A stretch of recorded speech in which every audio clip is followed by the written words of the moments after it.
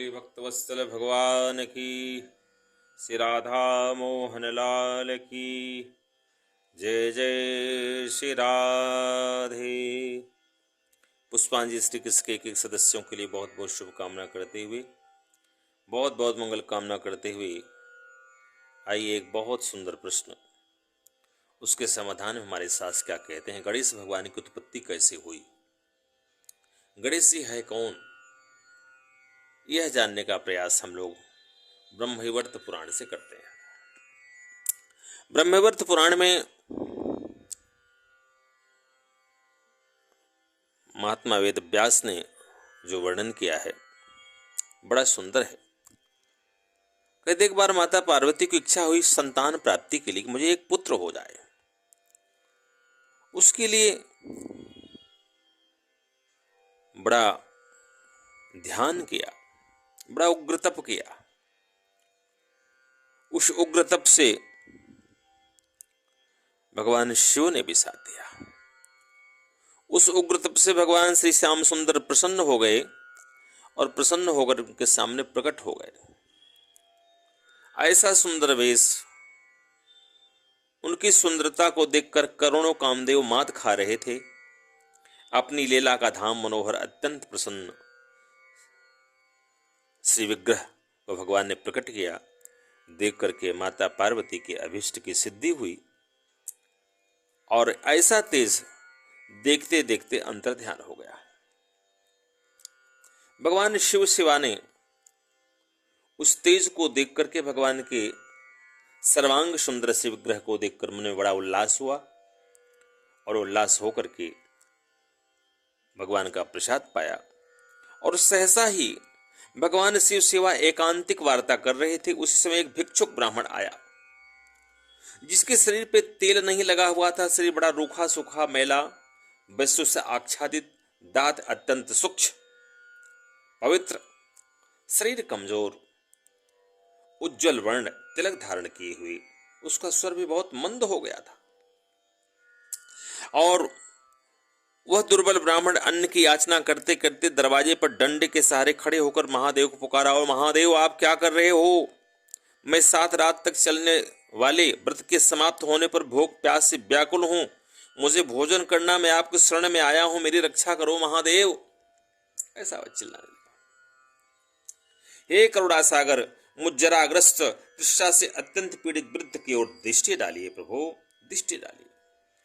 अरे ओ महादेव, आप क्या कर रहे हो? माता पार्वती, उठो, मुझे सुवासित जल और अन्न प्रदान करो। हे गिरिराज कुमारी, मुझ शरणागत की रक्षा करो मां। इस प्रकार आवाज लगाई और लगाकर वह ब्राह्मण दीन पुकार सुनकर शिव भगवान पार्वती उठे। शिव जी ने को उसी समय शुक्रपात हो गया।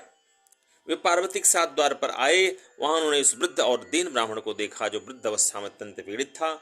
शरीर में झुर्रियां पड़ गई थी, डंडा लिए खड़ा हुआ था, कमर झुक गई थी, तपस्वी होते हुए अशांत था।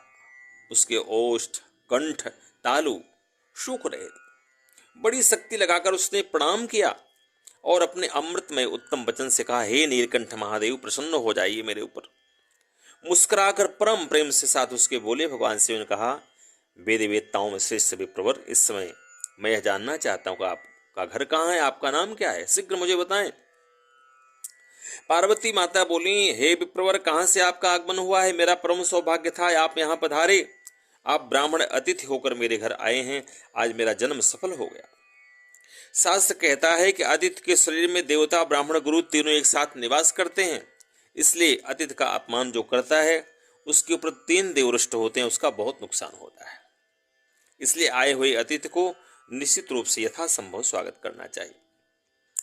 अतिथि के चरणों में सारे तीर्थ रहते हैं। अतिथि के चरण धोने से जल निश्चय ही गृहस्थ को तीर्थों को फल देगा। जिसने अपने शक्ति के अनुसार यथोचित अतिथि की पूजा कर ली, उसने मानो समस्त तीर्थों में स्नान करने का फल प्राप्त कर लिया, सभी यज्ञों में दीक्षा ग्रहण कर ली। वह ब्राह्मण भूख प्यास से व्यथित होकर के आवाज लगा रहा था। आवाज को सुनकर महादेव और माता पार्वती आए और आने के बाद बहुत सामग्रियां भोजन की इकट्ठा करी, जिसमें चूसने वाला, चाटने वाला, चबाने वाला, निगलने वाला, अनेक प्रकार के भोज्य सामग्री को इकट्ठा किया और इकट्ठा करके ब्राह्मण के पास आए। शास्त्र कहता है पिता 5 प्रकार के, माताएं तो होती अनेक, लेकिन 5 प्रकार के पिता कौन? विद्यादाता गुरु एक पिता, अन्नदाता दूसरा पिता, भय से रक्षा करने वाला तीसरा पिता, और जन्म देने वाला चौथा पिता, और जो अपनी कन्या देता है ससुर, ये 5वां पिता। इस प्रकार 5 पिता माने गए हैं। ये वेदोक्त पिता है। अब माता, गुरु पत्नी माता होती है, गर्भधात्री जो गर्भ धारण करती वह माता होती है, स्तनदात्री जो धाय जिसे बोलते हैं, जो अपना स्तन पान कराए बच्चे को, वह भी माता, पिता की बहन बुआ भी माता, माता की बहन मौसी भी माता, और माता की सपत्नी माने सौतली माता भी माता होती है। अन्न प्रदान करने वाली पाचिका जो भोजन बनाने वाली ब्राह्मणी आदि होती वह भी माता मानी गई है। इस प्रकार कहते हैं कि पुत्र और माता और पिता। अब कह रहे हैं पुत्र भी कितने होते? भृत्य, शिष्य, दत्तक, वीर से उत्पन्न और शरणागत, 5 प्रकार के पुत्र माने गए। ये 4 धर्म पुत्र होते हैं। भूख प्यास से व्यथित ब्राह्मण के राजकिशोरी ने अन्नों शेष पूरी उत्तम फल पके तमाम प्रकार के व्यंजन उस ब्राह्मण के पास रखा और ब्राह्मण प्रसाद पाने लगा। प्रसाद पा करके उसके रोम रोम प्रसन्न हो गए और प्रसन्न होकर के वह ब्राह्मण इंद्रियों से आशीर्वाद की वर्षा करने लगा। ऐसा आशीर्वाद दिया मालूम पड़ता था जैसे माता पार्वती के लिए ही आया हो। और देखते देखते वह ब्राह्मण बहुत आशीर्वाद दे करके जाने लगा। और कहते हैं जाते जाते वह ब्राह्मण कहाँ गया? वह ब्राह्मण माता पार्वती भगवान शिव के विषय पर जाकर के वह जरा युक्त जो वृद्ध ब्राह्मण था अंतर ध्यान हो गया और एक सुंदर बालक के रूप में भगवान शिव शिवा के विषय पर प्रसन्न होकर के वह दिखाई दे रहा था, जिसको देख करके भगवान शिव और शिवा आश्चर्यचकित रह गए। कामदेव को विमोहित करने वाला ऐसा वह बालक जिसकी सुंदरता अवर्णनीय है। उस बालक के कमल के समान नेत्र, बिंबा फल के समान ओठ,